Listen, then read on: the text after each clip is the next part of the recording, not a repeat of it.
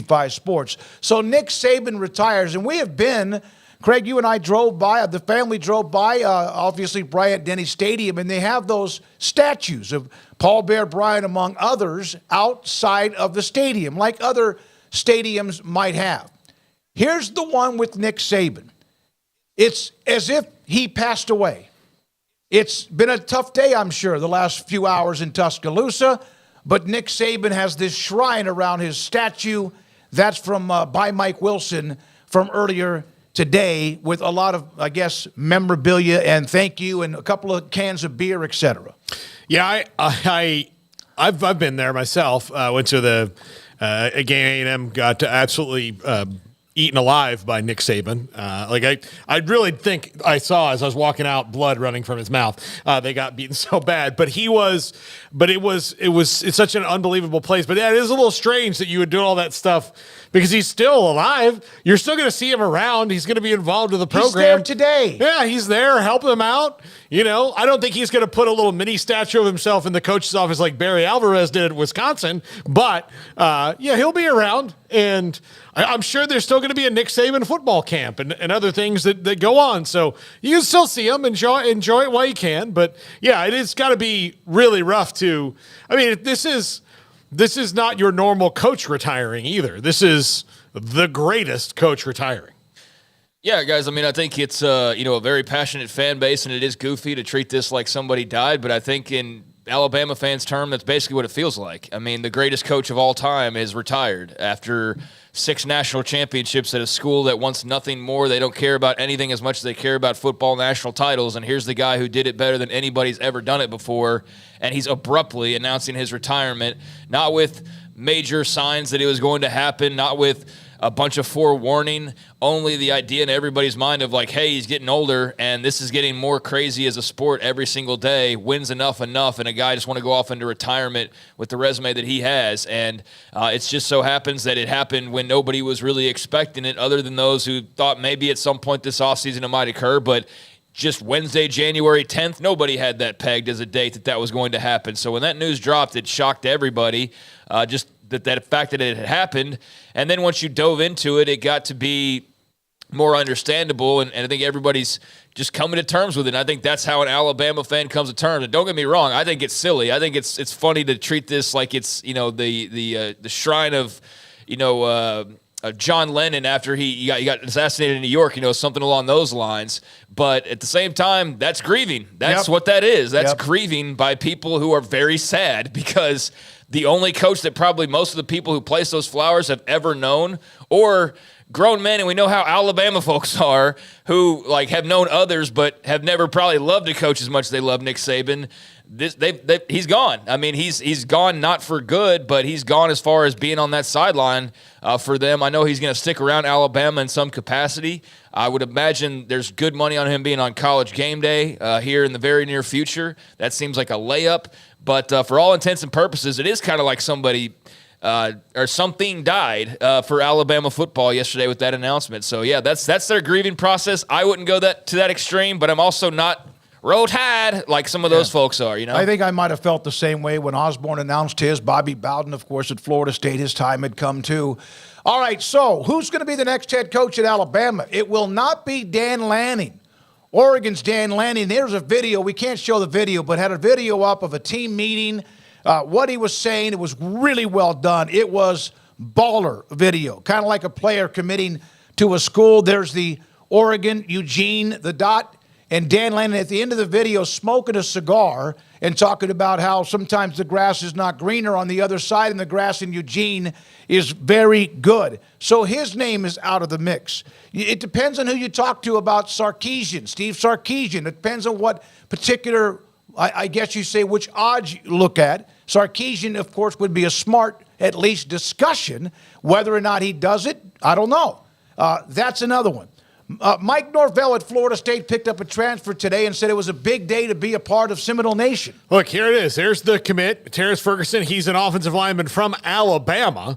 And then here is Mike Norvell's tweet following that up. Great day to be a Florida State Seminole.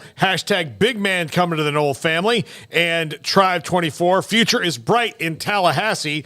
# keep climbing. So Yep, I hope that means that he's staying, but you never know. But if that's just a tweet because that's what today is, and then we find out later he's going there, you guys will get to see me chug 3 beers on the air because I really don't know what Florida State would do after that. So, well, there we are with that. So Lanning, no, not sure about Norvell. Craig, any update on the others? No, I just want to talk about Dan Lanning. I mean, that's a massive deal. That's the number one candidate that's sitting there on everybody's odds boards list, and for him to make that announcement for Oregon is a massive deal for the Ducks. And to do it in the style that he did, he took full advantage of the fact that all eyes were on Dan Lanning and Eugene, Oregon, and he took that opportunity to sit there and give the program the greatest bump and seal of approval and promotion that you possibly could, with everybody watching his next move. And I think that's an awesome thing for Oregon. It's obviously a blow for Alabama. You still feel like you're going to be fine in the long run. I think Kalen DeBoer becomes the favorite based on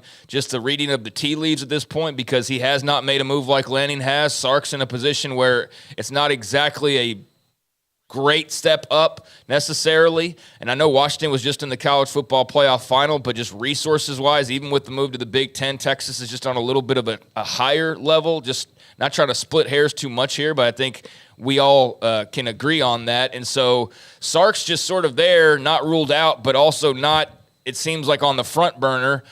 Who knows what's going on behind the scenes, but because of that job that he already has, I think that's why Kalen DeBoer becomes the guy that people are eyeing. And then you have Mike Norvell's tweet, which leads people to believe that, okay, well, that should mean he's staying. So then, therefore, more eyes go on DeBoer. So at some point, you think he's going to have to come out with his own little video, or this thing's just going to keep dragging on. And keep in mind, he's had a contract extension sitting on his desk for how long now? Yeah, it's been a while. How long's he had that contract that he has not signed to remain there for the foreseeable future?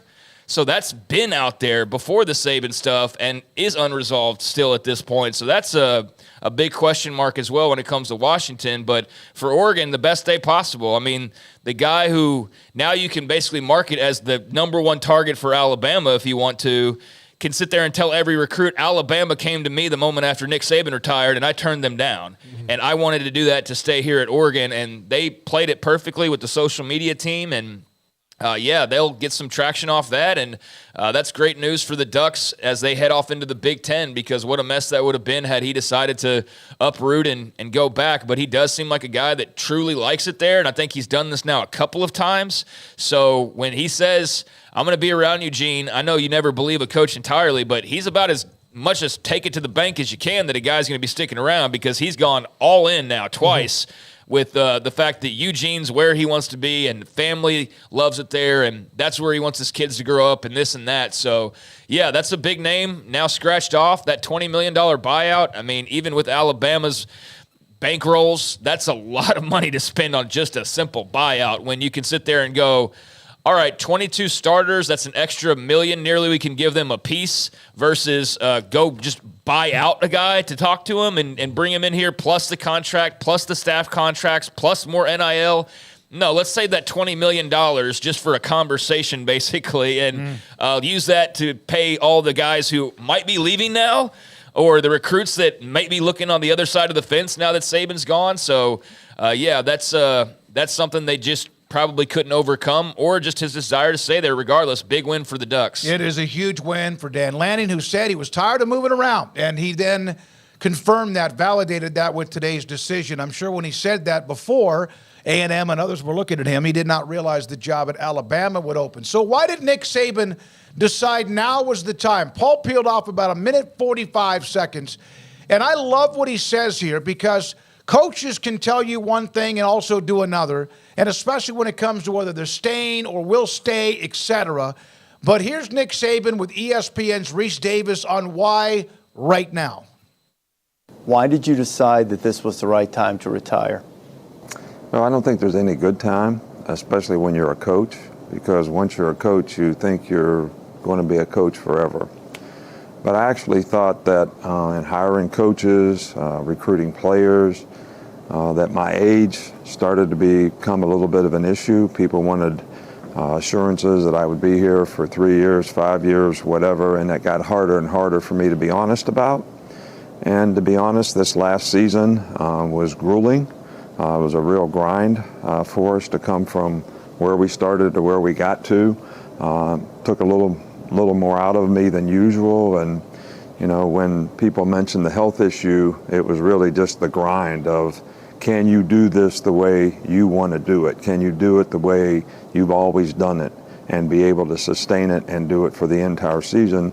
And if I couldn't make a commitment to do that in the future, the way I think I have to do it, I thought maybe this was the right time based on those two sets of circumstances that, like I said, there's never a good time. But I thought maybe this was the right time. So there's no illness. It's just the grind and the gruel of the season. Yeah, there's no illness. Miss Terry's fine. I'm fine. But it was can you sustain the season? From just a mental grind standpoint.